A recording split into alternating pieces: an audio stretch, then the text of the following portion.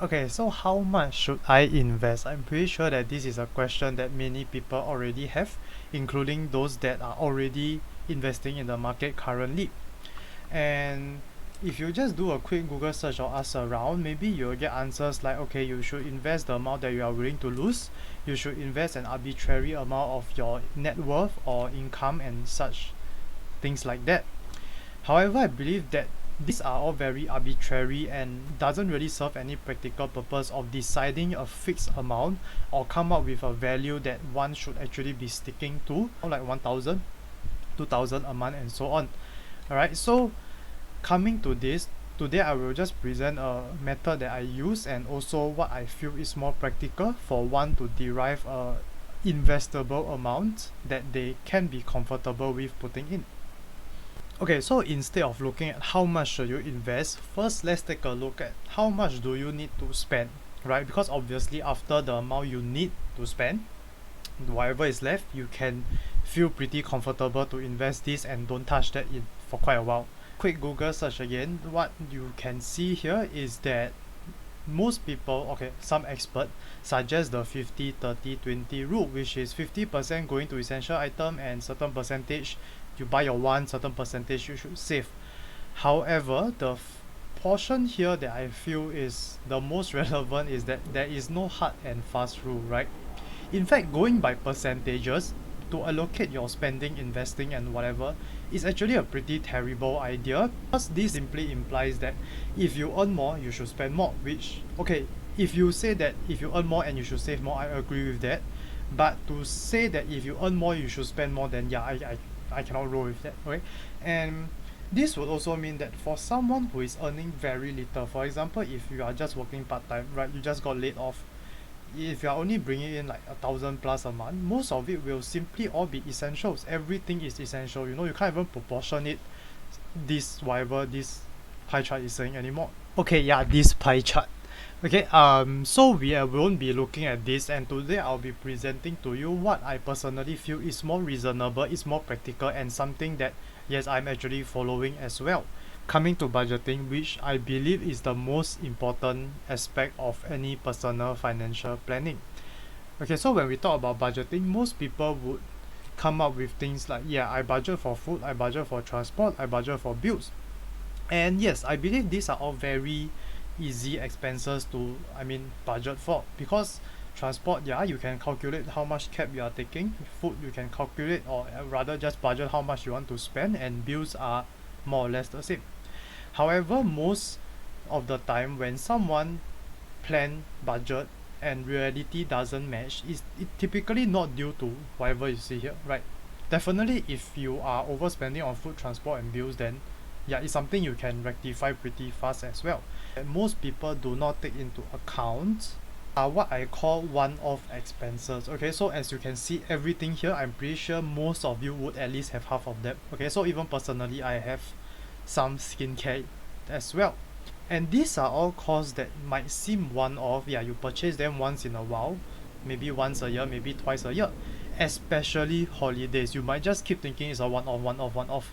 But if it's something that happen every year or twice a year, then it is not that one-off, right? It is just infrequent, but it is still there. Which means that in our budget, we have to proportion a amount of spending to take care of all of this, and whatever is left, you can be comfortable investing it. Alright, so one main important thing is all of this amount you see here, you expense them. So coming to this, we have a flow chart.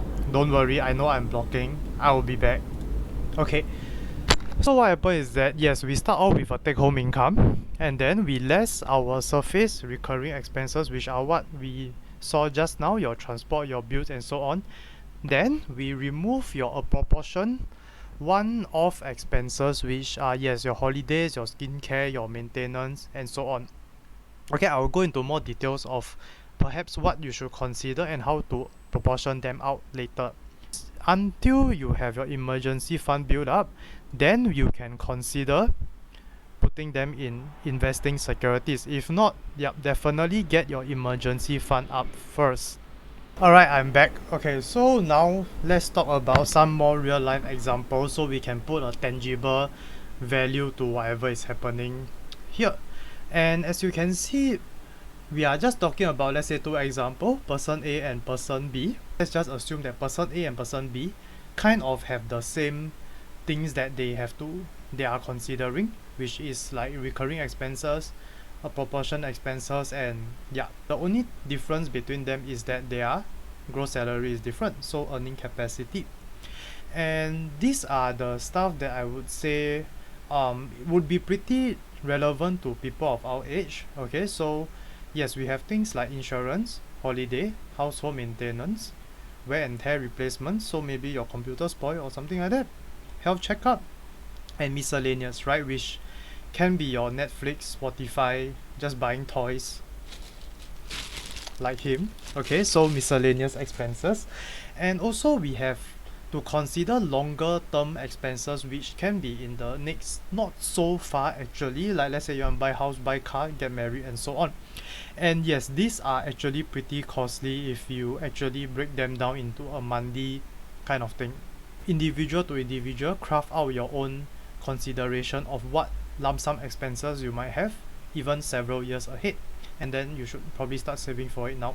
Okay, and yes, so coming to this, person A is only earning a gross salary of 2.5k, which means he's taking home 2,000. Alright, and as you can see, after factoring in all the recurring expenses and a proportion expenses, he actually are in a negative position in terms of investable money, which means that he is not even earning enough money to fulfill his current plans right now. So for example, right now he might not have money to have such an expensive renovation, or even getting married, or even going for honeymoon. This point of time, person A priority would definitely be one, either to cut down his expenses, or okay, change your plans, that could work, increase your salary. And once those are done, what person A should be doing is to actually start building his emergency fund, because as you can see right now, person A do not have any free cash flow to even start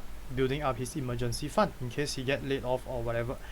Person B, on the other hand, yes, after factoring all these things, he can get married in 3 years time, he can buy a house in 5 years time, no issues, because he is already able to factor in all these expenses. And currently he has about $900 of investable funds, which, like what we mentioned earlier, this $900 is money that he can live very comfortably without. It will not affect his lifestyle in any way. Once person B is done with building his emergency fund, yes, then this $900 a month can go to his investing capacity, okay, which he can be very comfortable with the market dropping by half or whatever, because he can hold this for a long term. He do not need this money right now. Okay, so definitely I understand that budgeting is by no means an easy task, especially there are so many things that you have to consider so many years ahead into the future as well, especially if you are having kids. You might have to pay for your kids' uni fees and so on. Alright, so definitely for us, for me at least, to just make my life easier, the thing that I usually do is that yes, I go cashless, because if you go cashless, typically you are doing PayWave, credit card, something. So essentially, everything is online. It's very easy to know how much exactly you are spending. And second is to consolidate your spending. So yeah, don't spend over like 5 credit cards, pay with cash, Apple Pay, whatever. Try to put as many of them in the same card or something as possible, so when you have a statement, essentially all your spendings is in one place. You can just one shot and see, okay, I'm spending this amount, and you won't feel so burnt out trying to keep track of all your expenses left and right. But thirdly, I believe you have to be comprehensive. It's a one-time thing, don't worry. Okay, so really just sit down, spend some time, and think of what expenses or what plans you have in future, which could involve a pretty huge amount of money that you should be starting to expense them right now. While we are talking about planning ahead, remember earlier we were talking about using proportion expenses. You could put them in some short-term securities. Let's get to it now.